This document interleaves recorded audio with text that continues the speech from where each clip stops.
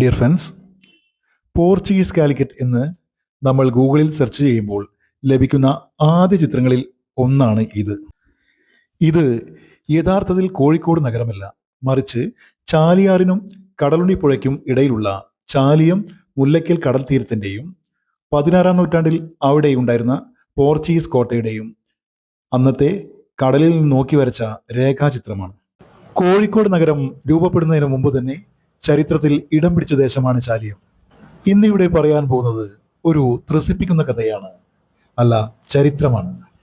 കൃത്യം 455 വർഷങ്ങൾക്ക് മുമ്പ് ഈ തീരത്ത് വെച്ച് നടന്ന ഒരു പോരാട്ട വിജയത്തിന്റെ വീരഗാഥ, ഒരുമയുടെ ഹിന്ദു മുസ്ലിം മതമൈത്രിയുടെ പാടിയാലും പാടിയാലും മതിവരാത്ത മനോഹര ഗാഥ.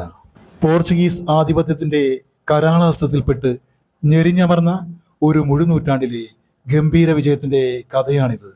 1498 വാസ്കോഡ് ഗാമയിലൂടെ തുടങ്ങിയ പോർച്ചുഗീസ് കച്ചവട താല്പര്യങ്ങൾ വളരെ ചുരുങ്ങിയ കാലം കൊണ്ട് തന്നെ സമഗ്രാധിപത്യത്തിന്റെ തലത്തിലേക്ക് മാറുകയായിരുന്നു. മുസ്ലിങ്ങളുമായി പൊതുവെ ബദ്ധവൈരത്തിലായിരുന്ന പോർച്ചുഗീസുകാർ സാമൂതിരിയെ തന്ത്രത്തിലൂടെയും ഉപജാപങ്ങളിലൂടെയും സ്വാധീനിക്കാനുള്ള ശ്രമങ്ങൾ നടത്തിക്കൊണ്ടേയിരുന്നു. അങ്ങനെ തന്ത്രത്തിൽ സാമൂതിരിയെ സ്വാധീനിച്ചുകൊണ്ട് 1513 കോഴിക്കോട് നഗരത്തിൽ ഒരു കോട്ട പണിയുകയും അവിടെ പാർപ്പുറപ്പിച്ചുകൊണ്ട് അവരുടെ ഏകപക്ഷീയമായ കച്ചവട ആധിപത്യ താല്പര്യങ്ങൾ നാട്ടുകാർക്ക് മേൽ അടിച്ചേൽപ്പിക്കുകയും ചെയ്തു.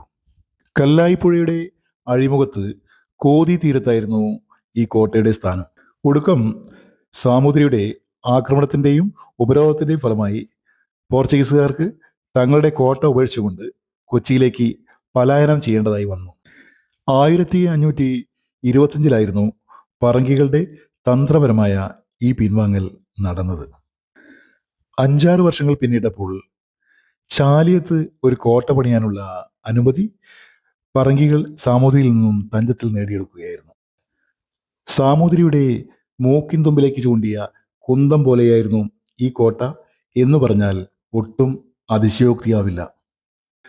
കോഴിക്കോട് തുറമുഖത്തേക്ക് കടലിൽ നിന്നും വരുന്ന ഏത് നീക്കവും നിഷ്പ്രയാസം വീക്ഷിക്കാവുന്ന തരത്തിൽ തന്ത്രപ്രധാനമായിരുന്നു ഈ കോട്ടയുടെ സ്ഥാനം. ചാലിയം മുല്ലയ്ക്കൽ കടപ്പുറത്ത് നിർമ്മിച്ച ആ പടുകൂറ്റൻ കോട്ട പോലൊരു കോട്ട മലയാള ദേശത്ത് തന്നെ ഉണ്ടായിരുന്നില്ല എന്ന് ഖാദി മുഹമ്മദ് തൻ്റെ ഫത്തുൽ മുബീൻ എന്ന പുസ്തകത്തിൽ രേഖപ്പെടുത്തിയിരിക്കുന്നു.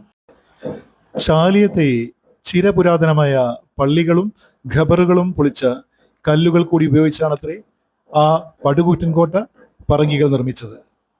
ആ കോട്ടയെക്കുറിച്ച് ഫത്തുൽ മുബീനിൽ ഖാദി മുഹമ്മദ് രേഖപ്പെടുത്തിയത് നമുക്കൊന്ന് നോക്കാം. ആ കോട്ടയ്ക്ക് ആകാശത്തേക്ക് ഉയർന്നു നിൽക്കുന്ന 4 ചതുർഗോപുരങ്ങളും ആ കൂറ്റൻ ഗോപുരങ്ങളെ തമ്മിൽ ബന്ധിപ്പിക്കുന്ന നീളൻ ഇടനാഴി മതിൽക്കെട്ടുകളും ഉണ്ടായിരുന്നു.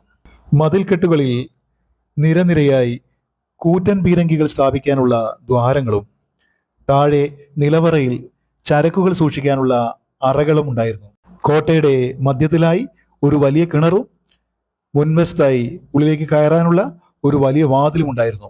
മനോഹരമായ ചിത്രപ്പണികൾ ചെയ്ത ആ വാതിലിന്റെ പൊളികൾക്കുള്ളിൽ പിന്നെയും ചെറിയ പൊളികൾ വേറെ.